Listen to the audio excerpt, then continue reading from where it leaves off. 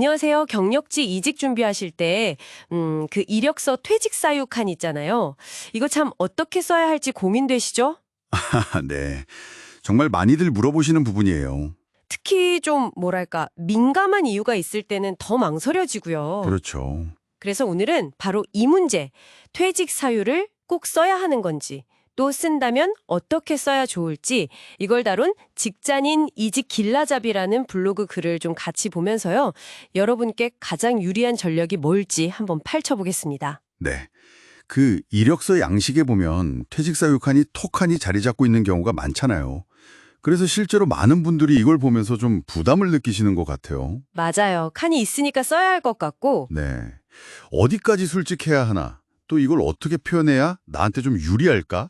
그 사이에서 줄타기를 해야 하니까요. 오늘 그 점을 좀 명확하게 짚어보겠습니다. 좋습니다. 자, 그럼 블로그에서 던지는 첫 번째 질문인데요. 퇴직 사유, 이거 꼭 써야만 할까? 이거예요. 온라인 채용 사이트 같은 데 보면 꼭 써야 할 것처럼 보이기도 하거든요. 별표 표시 있고 막. 맞아요. 필수 입력 항목처럼 보이는 경우가 많죠. 근데 이 글쓴이는 아주 단호하게 말하더라고요. 필수는 아니다. 네.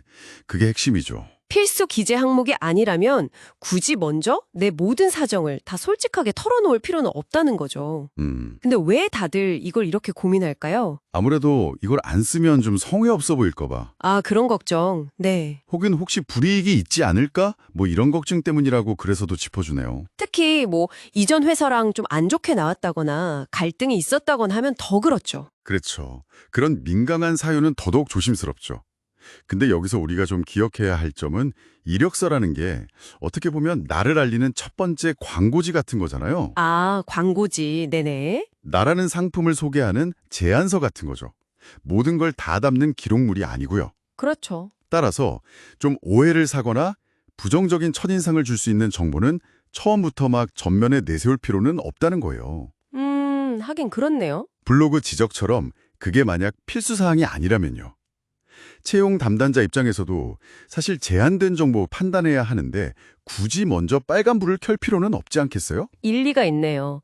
그럼에도 불구하고 쓰개로 마음 먹었거나 아니면 양식상 꼭 써야 하는 상황이다. 이럴 땐 어떻게 접근해야 할까요? 네, 그럴 때 이제 블로그에서 제시하는 방향이 있는데요. 좀 경력 개발을 위해서 라든지 아니면 개인적인 성장을 추구한다 이런 식으로요. 아, 좀 미래지향적이고 긍정적인 톤으로요? 맞습니다. 그런 방향을 제시하라고 조언하더라고요. 구체적인 이야기는 나중에 면접 가서 풀어도 충분하다는 거죠. 예를 들어서 뭐 회사 문화가 도저히 저랑 안 맞아서 나왔습니다. 이렇게 직접적으로 말하기보다는 제 역량을 좀 더 잘 발휘하고 성장할 수 있는 새로운 환경을 찾고 싶어서 이직을 결심했습니다. 뭐 이런 식으로요? 바로 그거죠. 훨씬 프로페셔널하게 들리잖아요. 네, 그 예시가 확 와닿았어요. 그게 바로 재구성, 영어로 하면 리프레이밍 능력인데요. 재구성. 네, 이게 뭐 거짓말을 하라는 게 아니라 같은 사실이라도 어떤 관점에서 보느냐, 어떻게 전달하느냐의 문제거든요. 부정적인 경험에서조차 내가 무언가를 배우고 앞으로 나아가려는 의지가 있다는 걸 보여주는 거죠. 단순히 과거의 불만을 막 늘어놓는 게 아니라 미래에 대한 어떤 비전하고 연결시키는 거군요. 정확합니다. 그래서 블로그에서도 제안하듯이 이력서에는 아주 간략하게 긍정적으로만 쓰거나 아니면 아예 생략하고요. 나중에 면접이라는 대화의 장에서 질문이 나왔을 때 그때 미리 잘 준비해둔 명료하고 긍정적인 답변으로 풀어내는 거죠. 아하, 그게 더 현명한 전략일 수 있겠네요. 네. 어떻게 보면 자신의 커뮤니케이션 능력을 보여줄 기회이기도 하고요. 들어보니까 퇴직 사유 작성이라는 게 단순히 칸 하나 채우는 문제가 아니라 이직 과정 전체를 생각하는 어떤 전략적인 선택의 문제네요. 맞습니다. 요약을 좀 해보면 필수는 아니다.